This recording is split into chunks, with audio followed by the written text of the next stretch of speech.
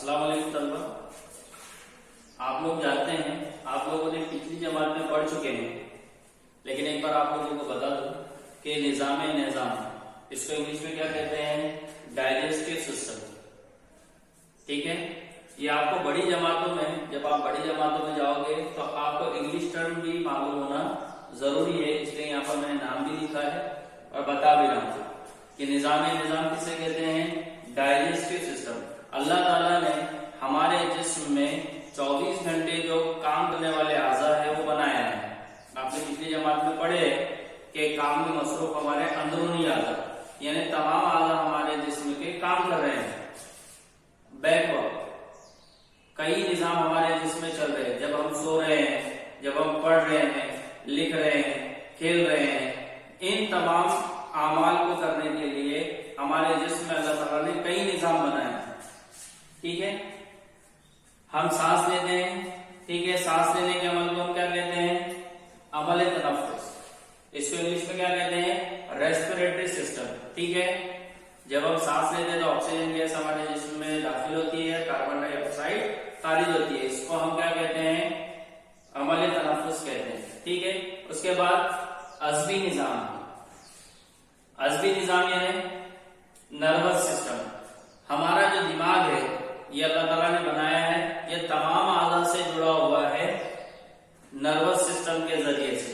जैसे अगर मच्छर काटता है तो हम फौरन उसके ऊपर हाथ मार देते हैं। क्यों? ऐसा क्यों होता है? ये अमल हम क्यों करते हैं? इसलिए करते हैं कि हमारा जो ब्रेन है, हमारा जो दिमाग है, वो हाथ को ऑर्डर देता है, क्योंकि हाथ पर कंट्रोल किसका है? दिमाग का है। यहां तक समझ में आ गया आप लोगों को? यानी तमाम काम करने की सलाहियत अल्लाह ताला ने दिमाग को दी है। अगर हम खतरा महसूस करते हैं, अगर कोई सामने से अगर कोई खतरे वाली चीज हमको नजर आती है तो फौरन हम आंख बंद कर लेते हैं। ऐसा क्यों होता है? क्योंकि हमारा जो दिमाग है वो तमाम आज़ा पर कंट्रोल रखता है, हमारी आंख फौरन बंद हो जाती है। उसके बाद है इखराजी निजाम, जिसको कहते हैं एक्सक्रीटरी सिस्टम। जो हमारे जिस्म में फासिद मादे हैं, जो हमारे फजूल जो मादे हैं, उसका इखराज होता है, उसको क्या कहते हैं? इखराजी निजाम कहते हैं। फिर उसके बाद दौरानी खून है, जिसको इंग्लिश में कहते हैं ब्लड सर्कुलेशन, यानी हमारे जिस्म में दौरान खून चलता रहता है, यानी खून मुसलसल दौरा करते रहता है। जैसे साफ खून जो है वो तमाम आज़ा तक पहुंचाया जाता है खून की नालियों के जरिए से, और खराब खून जो है दिल के अंदर जमा किया जाता है, उसको प्यूरिफाई किया जाता है, उसको साफ किया जाता है। उसके बाद साफ किया हुआ खून की नालियों के जरिए से कार्बन डाइऑक्साइड और ऑक्सीजन मिला हुआ खून तमाम आज़ा तक पहुंचता है। फिर उसके बाद सबसे important topic today we will learn about the कालबदी निजाम। ठीक है, कालबदी निजाम किसे कहते हैं? Skeletal system. हमारा जो जिस्म बना हुआ है ये अल्लाह ताला ने हमारी हिफाजत के लिए बनाया है। हमारा जो सर है, सर के अंदर क्या है? दिमाग है। दिमाग एक नाजुक उज़ू है और इसकी हिफाजत के लिए अल्लाह ताला ने हमारे सर की खोपड़ी को बनाया है। यहां तक समझ में आ गया आप लोगों को? अंदरूनी आज़ा की हिफाजत के लिए अल्लाह ताला ने एक निजाम बनाया है, जिसको हम स्केलेटल सिस्टम कहते हैं, जिसको उर्दू में क्या कहते हैं? कालबदी निजाम। यहां तक समझ में आ गया आप लोगों को? कालबदी निजाम से हम क्या कर सकते हैं? खेलने के वक्त हम फुटबॉल को किक मारते हैं पैर से। ये कब होगा? जब हमारा कालबदी निजाम सही होगा। अगर हमारी हड्डियां ना हो तो हम जो है जैली की तरह नजर आएंगे। हमारे जिस्म की तमाम आज़ा की हिफाजत और तमाम आज़ा में हम आहंगी किसकी वजह से है? स्केलेटल सिस्टम की वजह से। ठीक है, अगर आप खेल रहे हो, मैदान में खेल रहे हो, या अतराफ में कोई बच्चा अगर गिरता है और उसके पैर पर चोट लगती है, फ्रैक्चर होता है, तो आप क्या एहतियात बरतोगे? जब फ्रैक्चर होगा तो वहां की जो जगह है वो सूज जाएगी, तो तो ऐसी हालात में आपको क्या एहतियात करनी चाहिए? उस बच्चे का जहां पर सूजा हुआ हिस्सा है उसको बिल्कुल भी हरकत नहीं देंगे और उसको साकिन रखेंगे और तिब्बी इमदाद के लिए उसको लेकर जाएंगे। फिर उसके बाद डॉक्टर की मशवरा लेकर, डॉक्टर से सलाह लेकर उसका एक्सरे बनाएंगे। ठीक है, एक्सरे, एक्सरे यानी एक्स-शुआ,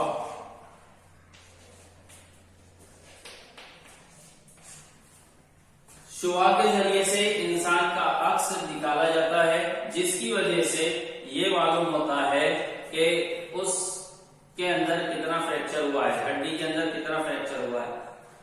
एक्सरे मशीन के अंदर अक्स निकाला जाता है हड्डी का और उस हड्डी के अंदर कितना फ्रैक्चर हुआ है वो हमको दिखाई देता है अक्स के जरिए से, एक्सरे के जरिए से। यहां तक समझ में आ गया? फ्रैक्चर हुआ हिस्सा आपको हिलाना नहीं है, उसको आपको उठाकर उस बच्चे को रखना है या उस शख्स को कहना है कि इस हिस्से को बिल्कुल भी हरकत ना दे, साकिन रखे, ताकि उसके अंदर सूजन ना बढ़े। यहां तक समझ में आ गया आप लोगों को? फिर हमारी जो हड्डियां हैं, मुख्तलिफ किस्म की हड्डियां अल्लाह ताला ने बनाया है। तकरीबन 206 हड्डियां हमारे जिस्म में मौजूद है। कितनी है? 206 हड्डियां। ठीक है, और हड्डियों की कई किस्में, हड्डियों की किस्में जो है वो मुख्तलिफ है। चपटी हड्डियां हैं, छोटी हड्डियां हैं, लंबी हड्डियां हैं। इनसे हमारा जिस्म जो है वो महवरी ढांचा बना हुआ है, किसे कहते हैं। और हमारी जो हड्डियां हैं वो किन चीजों से, किन आज़ा से बनी हुई है, किन अज्जा से बनी हुई है? कैल्शियम कार्बोनेट से बनी हुई है, कैल्शियम फास्फोरेट से बनी हुई है, मादनियात से बनी हुई है और नमक से बनी हुई है। यहां तक समझ में आ गया? जिन बच्चों को कैल्शियम की कमी होती है उनकी हड्डियां जल्दी बैंड हो जाती है, इसलिए डॉक्टर सजेशन देते हैं कि कैल्शियम की जो है उनको कमी है। तो कैल्शियम हमको किससे मिलता है? दूध से मिलता है, अंडे से मिलता है। तो हमारी डेली लाइफ में भी उसका इस्तेमाल हमने करना चाहिए ताकि हमारी हड्डियां मजबूत हो। यहां तक समझ में आ गया आप लोगों को? इसके बाद का जो अगला हिस्सा है महवरी ढांचा, जिसे हम कहते हैं। ठीक है, महवरी ढांचा किसे कहते हैं? हमारे जिस्म की नशोनुमा के दौरान हड्डियों की लंबाई और जसामत बढ़ती है। छोटे बच्चों में उम्र के साथ साथ ये होने वाला फर्क नजर आता है, लेकिन एक वक्त ऐसा आता है कि हमारी मुकम्मल नशोनुमा हो जाती है, यानी हमारा जिस्म जो है 21 साल की उम्र तक हमारे जिस्म में बढ़ोतरी होती है। जिनकी हड्डियां लंबी होती है उनका कद ज्यादा होता है, जिनकी हड्डियां जो है छोटी होती है उनका कद छोटा होता है।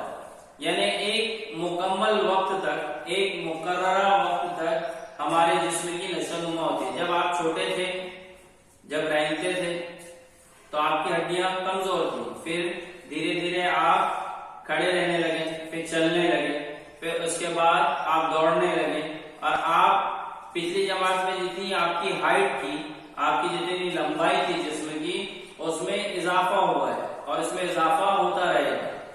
ये नशोनुमा का ग्रोथ जिसे कहते हैं, नशोनुमा हमारी होते रहती है और एक वक्त ऐसा आता है कि हमारी नशोनुमा रुक जाती है और हमारा जिस्म एक मुकम्मल जिस्म बन जाता है।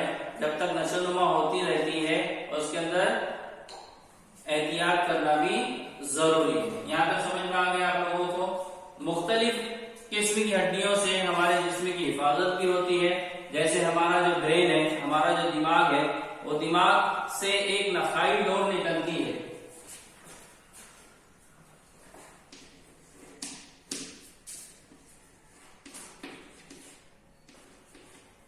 इसकी हिफाजत के लिए अल्लाह ताला ने क्या इंतजाम रखा है कि जो हमारी बैकबोन है, जो रीढ़ की हड्डी है, रीढ़ की हड्डी के अंदर से वो नखाई डोर निकली हुई है ब्रेन के जरिए से, ठीक है, दिमाग के जरिए से।